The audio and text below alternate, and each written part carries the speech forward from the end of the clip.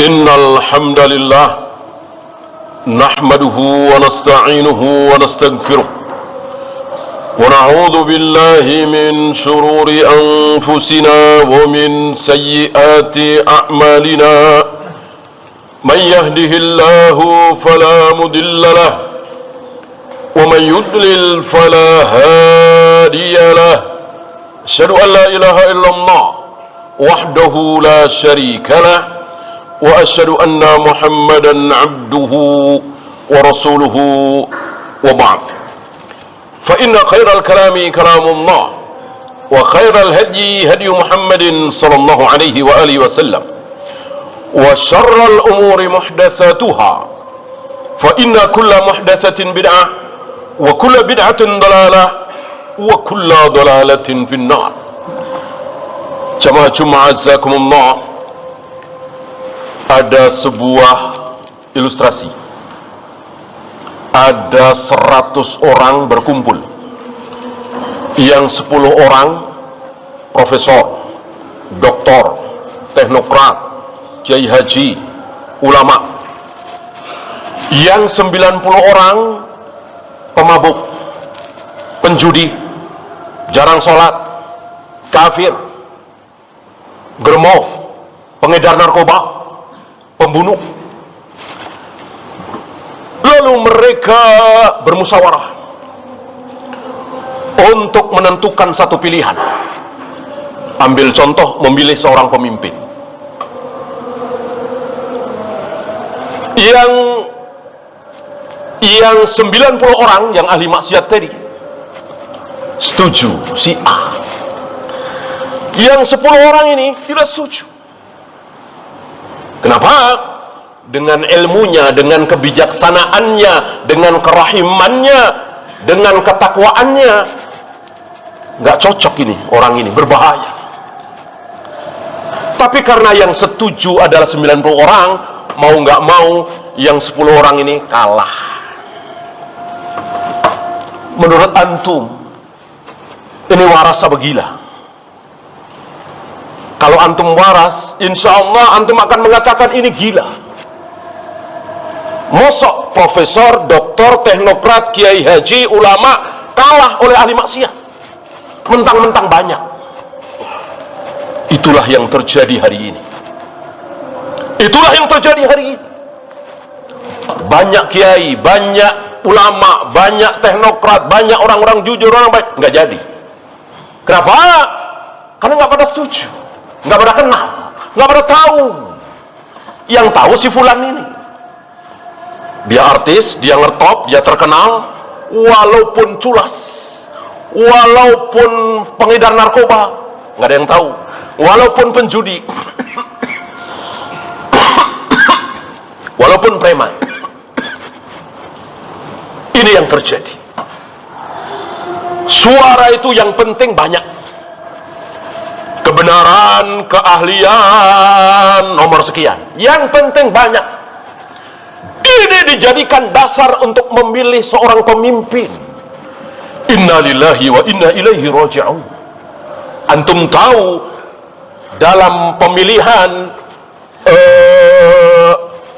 Ali bin Abi Thalib apa Utsman bin Affan, itu Ibnu Abbas nggak diajak, Ibnu Mas'ud nggak diajak, Abu Hurairah, Aisyah, Abdullah bin Amr bin As, penghafal Al-Quran, ahli fikih, ahli hadis, nggak diajak. Kenapa? Karena ada yang jauh lebih mulia. 6 orang ditunjuk oleh Umar. Saat Umar keluar, ususnya terburai karena ditusuk saat beliau mengimami sholat subuh. 3 hari setelah itu beliau wafat. Sebelum beliau wafat, beliau memilih 6 orang. 6 orang ini nggak ada Ibnu Mas'ud, nggak ada Ibnu Abbas, turjumanul Quran nggak ada. Zaid bin Sabit, yang paling umatku yang paling tahu tentang waris. Mu'ad bin Jabal, umatku yang paling tahu mana yang halal mana haram, nggak diajak. Kenapa? Karena ada yang jauh lebih mulia. 6 orang ini semuanya dijamin masuk surga. Disebut dalam satu hadis.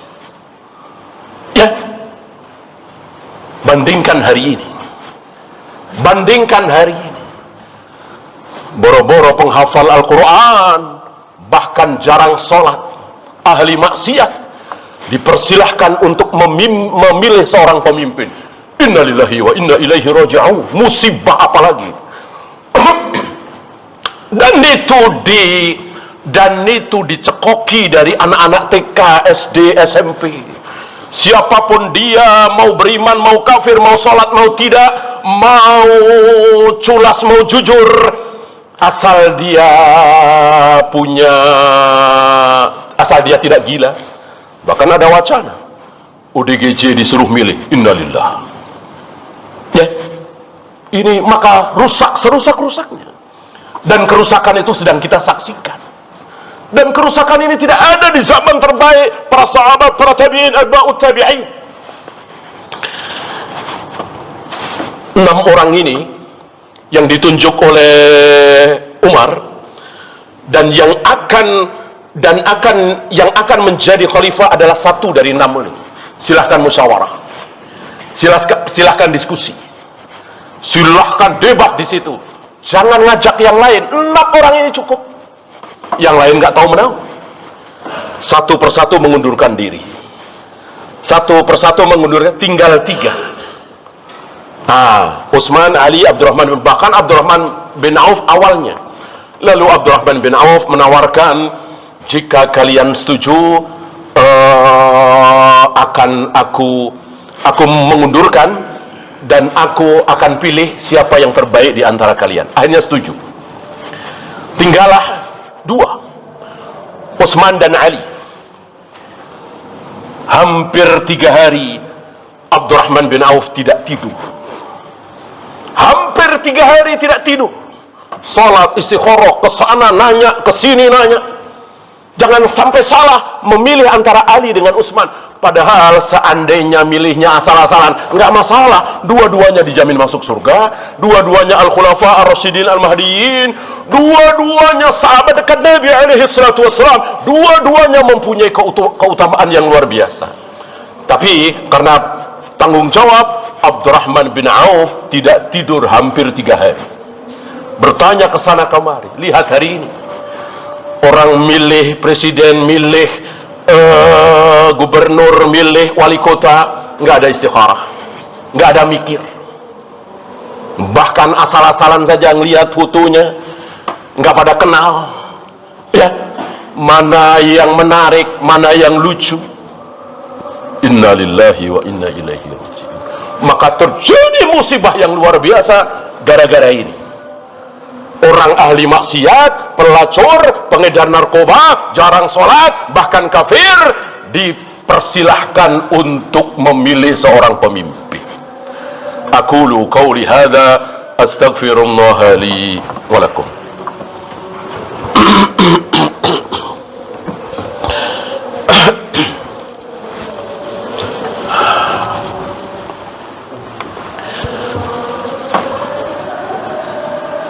Alhamdulillah hamdan katsiran tayyiban mubarakan fih kama yuhibbu rabbuna wa yarda. Asyhadu an la ilaha illallah wahdahu la syarika lah wa asyhadu anna Muhammadan abduhu wa rasuluhu wa ba'd. Ayuhal ikhwah, kalau orang Yahudi berprinsip ikdzib tusaddak, bohonglah, terus nanti lama-lama orang percaya. Kita balik, sampaikan yang benar, kulil haqqa walau kana murran, walaupun pahit, walaupun aneh, tapi sampaikan. Barangkali hari ini dianggap gila ketika ada orang yang melawan prinsip seperti ini, karena sudah mendunia, ya, dan hampir dilaksanakan di negeri-negeri Islam. Sistem seperti tadi terserah orang banyak. Mungkin cuma beberapa negara yang tidak menerapkan ini. Saudi mungkin, Qatar mungkin, ya. Mayoritas negara Islam mengamalkan syariat yang sangat buruk ini. Bukan syariat Allah, bukan wahyu dari Allah, wahyu syaitan. Semua kebaikan adalah dari Allah, semua keburukan adalah dari syaitan. Maka para khatib, para penceramah, para ulama, para kiai, sudah waktunya menggemborkan diri. Mungkin hari ini diketawain, dilecehkan. Insya Allah 5 tahun lagi, 10 tahun lagi, 20 tahun lagi, 50 tahun lagi, kaum muslimin sadar bahwa kebaikan bukan mengikuti Yahudi dan Nasrani, Amerika, PBB, Eropa, Amerika. Kebaikan adalah mengikuti Allah dan Rasulnya, mengikuti Rasul dan para sahabat, di mana Rasul dan para sahabat tidak kenal apa itu demokrasi. Rasul, Abu Bakar, Umar sangat-sangat tidak demokratis. Kalau Rasul demokratis, barangkali tidak akan terjadi perang Uhud, barangkali tidak akan terjadi perjanjian Hudaibiyah. Kalau Abu Bakar demokratis, nggak akan Umar terpilih. Karena Abu Bakar sebelum wafat, beliau mengatakan, jika aku meninggal, yang akan menggantikan aku adalah Umar. Ini keputusan ketok palu. Dan semuanya diam. Betul-betul tidak demokratis. Begitu pula Umar tadi, hanya memilih 6 orang. Sementara jutaan kaum muslimin tidak diajak.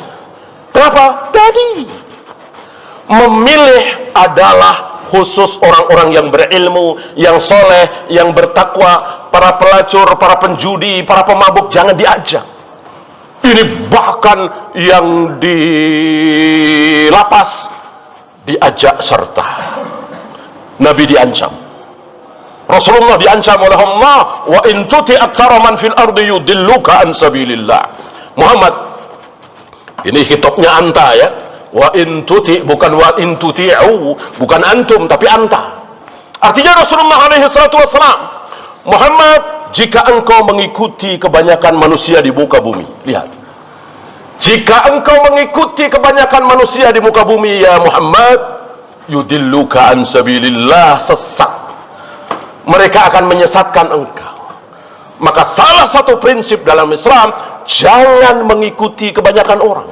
Ikutilah dalil, ikutilah Al-Quran dan Sunnah, ikutilah manusia terbaik di muka bumi, Muhammad sallallahu alaihi wasallam dan para sahabat ridwanullah alaihim jami'an. Adakah cara lain? Tidak ada. Satu-satunya cara bagi kaum muslimin untuk menuju kepada kejayaan, kebaikan, hanya satu, kembali kepada Al-Quran dan Sunnah, ikuti Rasul dan para sahabat. Ada cara lain? Tidak ada. Allahumma salli ala Muhammad wa ala ali Muhammad kama sallaita ala Ibrahim wa ala ali Ibrahim innaka Hamidum Majid. Allahumma ighfir lil muslimina wal muslimat wal mu'minina wal mu'minat al ahya'i minhum wal amwat. Rabbana la tuzigh qulubana ba'da idh hadaytana wa hab lana min ladunka rahmah innaka antal wahhab. Rabbana atina fid dunya hasanah wa fil akhirati hasanah wa qina adzabannar. Qimus salam.